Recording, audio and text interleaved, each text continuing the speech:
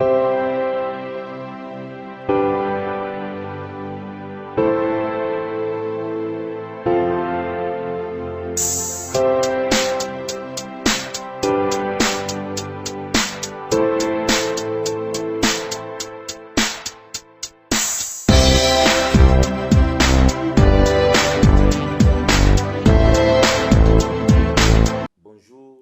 et shalom, peuple du Seigneur, ça dépend alors que vous suivez. C'est votre humble serviteur, le pasteur Roslevis Okoko. Je viens ce matin pour vous souhaiter bonne fête de Pâques. Sans plus tarder, j'aimerais expliquer en quelques lignes qu'est-ce que la Pâque et pourquoi la Pâque. Il est convient cependant de noter que cette fête n'est qu'un sacrifice de commémoration. Seul le sacrifice offert en Égypte a eu une pleine efficacité.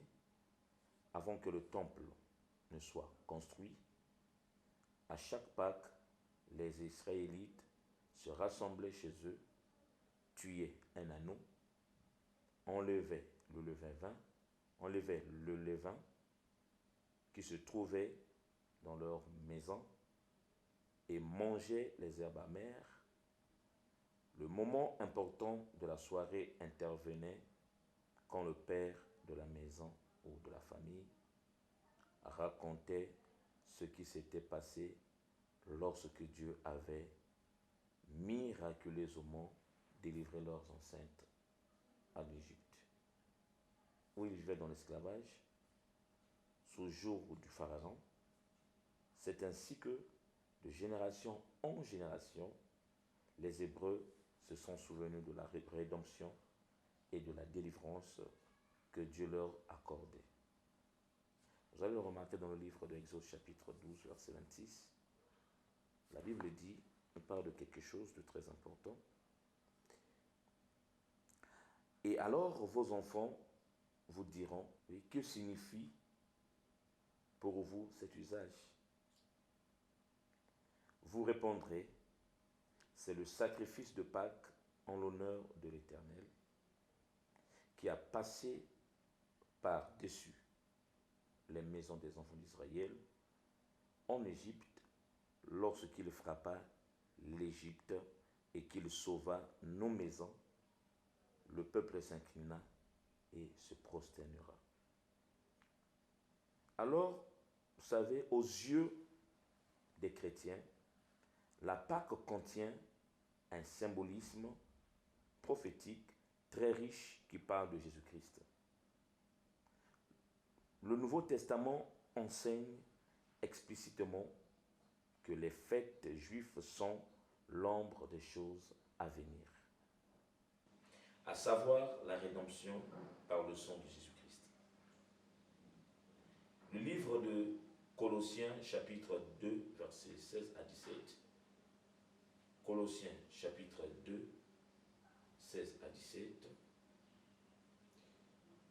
La Bible dit que personne donc ne vous juge au sujet du manger ou du boire ou au sujet d'une fête, d'une nouvelle lune ou des sabbats.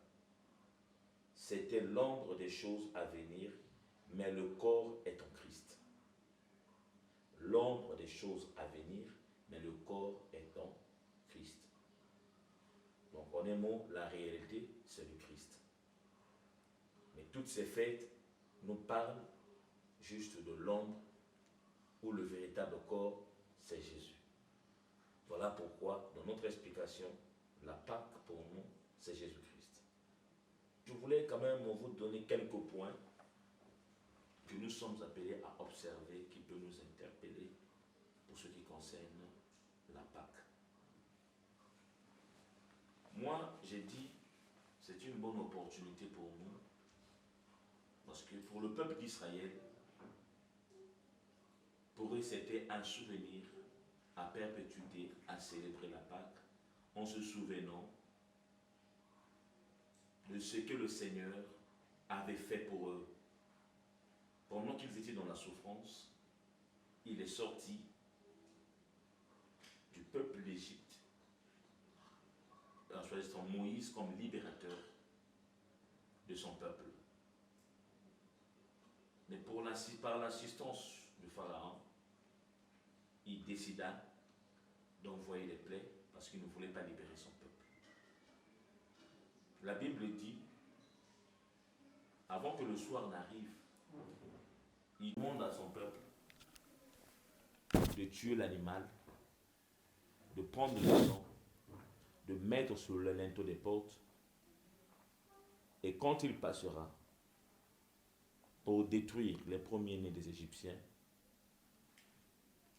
que son peuple soit épargné. Mais il devait avoir les reins sains, les souliers aux pieds, et manger l'animal à la hâte, c'est la Pâque de l'Éternel. Ce sont des principes que Dieu donne à son peuple pour sortir d'un problème, pour sortir d'une situation. Voilà pourquoi il nous demande juste de prier, de respecter ces principes. Ici, vous savez, toute la Pâque parle de la grâce salvatrice de Dieu. Si Dieu a conduit Israël hors d'Égypte, ce n'est pas parce qu'il méritait cela, non. Mais c'est simplement parce qu'il les aimait. Et c'est parce qu'il était fidèle à son alliance. Deutéronome chapitre 7, verset 10 nous parle de ces choses. Il dit ceci: ce n'est point parce que vous surpassez en nombre tous les peuples que l'Éternel s'est attaché à vous et qu'il vous a choisi, car vous êtes le moindre de tous les peuples. Mais parce que l'Éternel vous aime, parce qu'il a voulu tenir le serment qu'il avait fait à vos pères, l'Éternel vous a fait sortir par sa main puissante, vous a délivré de la main de servitude et de la main de Pharaon, roi d'Égypte. Sachez donc que c'est l'Éternel, ton Dieu, qui est Dieu. Ce Dieu fidèle garde son alliance et sa miséricorde jusqu'à la millième génération envers ceux qu'il aime et qui observent ses commandements. Mais il use directement de représailles envers ceux qui le haïssent et il les fait périr. Il ne diffère point envers lui, envers celui qui le haït, il use directement de représailles. Donc vous savez, vous comprenez par là que si le peuple d'Israël a trouvé grâce aux yeux de l'Éternel, ce n'est pas parce qu'il le méritait, non. Mais c'est parce que Dieu l'avait prouvé qu'il les aimait. Pourquoi? Parce qu'il avait constaté qu'il conservait et veillait à son alliance. Il conservait son alliance. Oui, ne bafouons pas l'alliance de Dieu. Ne négligeons pas l'alliance avec le Seigneur. Il y a des gens qui ont fait l'alliance avec les hommes. Il y a des gens qui ont fait alliance avec les sorciers, alliance avec les animaux, avec les sirènes, avec beaucoup de sortes de choses dans ce monde. Mais pour Israël, ils n'avaient pas bafoué l'alliance qu'ils avaient faite avec le Seigneur. Ils étaient fidèles à l'alliance de Dieu. Ils étaient fidèles. De même, le salut que nous recevons, nous-mêmes, nous recevons en Christ, nous vient par le moyen de la grâce. Oui. Le salut que nous recevons de Christ nous vient par le moyen de la grâce extraordinaire de Dieu. Je voulais parler du deuxième point. Le deuxième point nous parle de l'application du sang de l'agneau sacrifié sur l'encadrement de la porte de chaque maison avait pour but de sauver la vie des premiers Israélites, ce sont nous parle de celui que Jésus-Christ a versé sur la croix pour nous sauver. Vous savez, même Jésus-Christ pourrait être mené à la croix, pour être pendu à la croix. C'est par amour de l'humanité. Nous le connaissons très bien. Jésus-Christ est un véritable Dieu qui n'avait point connu du péché. Mais pendant que les hommes l'ont accusé, l'ont condamné, la Bible dit dans le livre d'Ésaïe chapitre 53, il n'avait point ouvert sa bouche comme une brebis qu'on a menée à la boucherie. Un homme habitué à la souffrance, méprisé. Donc pendant qu'il était pendu à la croix, il n'avait point ouvert sa bouche pour nier que ce n'était pas lui qui avait commis, mais c'était des hommes. Mais lui, autant que Dieu, il acceptait cette mort honteuse, humilié devant les hommes. C'était pour accomplir sa mission qu'il était venu sur terre. Il a versé son sang sur la croix. C'était pour nous sauver. De la même manière qu'Israël ne méritait pas d'être délivré, de vivre cette délivrance, cette liberté. C'était par l'amour de Dieu qu'ils l'ont vécu et par leur fidélité à l'alliance de Dieu. C'est ce qui a fait qu'ils suscitent pour eux un libérateur et qu'ils les instruisent afin de mettre le sang sur les linteaux des portes pour être épargnés de cet ange destructeur, cet ange exterminateur. C'est de la même manière, nous, qui étions vendus au péché, nous avons trouvé grâce aux yeux de l'Éternel d'être rachetés par ce péché à travers son sang précieux. Donc voilà un peu un Dieu qui continue à manifester sa fidélité et son amour vers son peuple.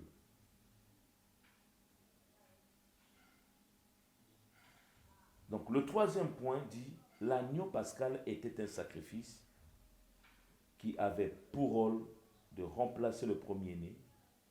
Ce sacrifice annonçait la mort de Jésus-Christ à la place des pécheurs. Romains chapitre 3 verset 25. Romains 3 25, que dit la Bible? La Bible dit ceci.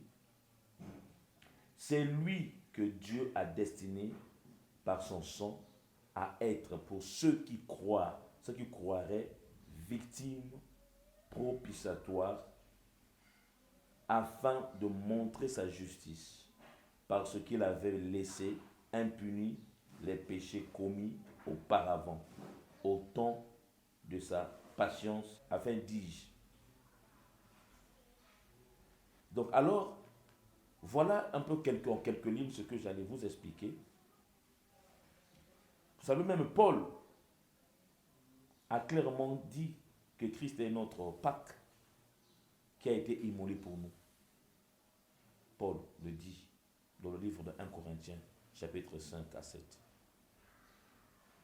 Christ est notre Pâque. Il a été immolé pour nous. Donc je célèbre ce jour Jésus-Christ parce qu'il est notre Pâque qui a été immolé pour nous épargner du malheur, pour nous épargner du péché, pour nous épargner de la mort. Si lui-même, Christ, a pu vaincre la mort, le premier jour mis sur la terre, le deuxième, le troisième jour, la terre n'a pas pu supporter, il a vomi, il est sorti victorieux. Oui, c'est cette victoire que nous, en tant qu'enfants de Dieu, nous devons vivre. Donc voilà pourquoi Pour ce jour, je viens confirmer et déclarer dans la vie d'un chrétien, déclarer dans la vie d'un peuple, pour dire que nous devons nous lever, célébrer ce jour, un jour merveilleux que Christ a accepté de verser son sang pour nous épargner de tout fléau, de la malédiction, de toute condamnation, de toute maladie, de tout virus. Je proclame la liberté pour toi qui me suis. Je proclame en ce jour une protection divine pour toi qui me suis à présent.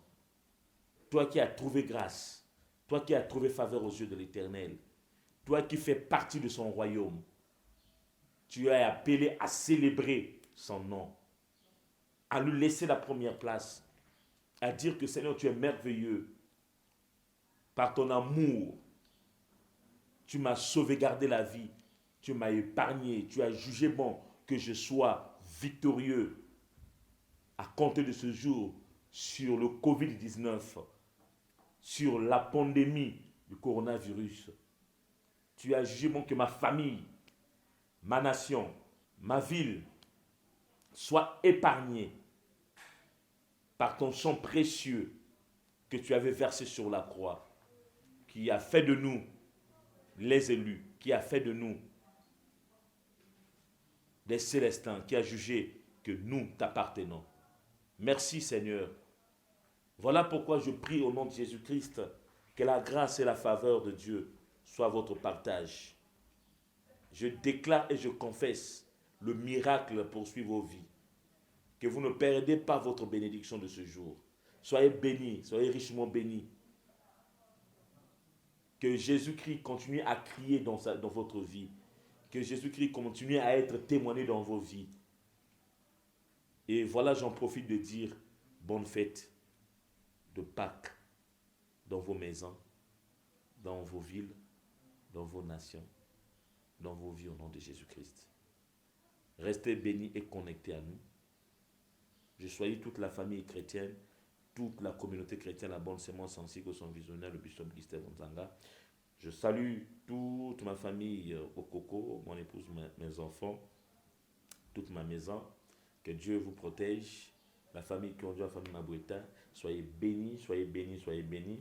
Restez connectés sur notre chaîne, suivez-nous en direct sur Pasteur Lewis TV. Voilà le numéro de téléphone qui s'affiche sur l'écran. Toutefois, quand vous voulez nous rejoindre, vous nous appelez, ça serait pour la gloire du Seigneur. Et je salue la presse Pasteur Lewis TV. Que Dieu se souvienne de vous. Et toutefois, nous célébrons la Pâque, la paix, la joie, l'harmonie, la stabilité, la liberté dans nos nations par le nom puissant et glorieux du Seigneur Jésus-Christ. À compter de ce jour, le Seigneur éclatera sa gloire dans nos nations, dans nos vies, dans nos maisons. À nous revoir demain, 22h. Que Dieu vous bénisse.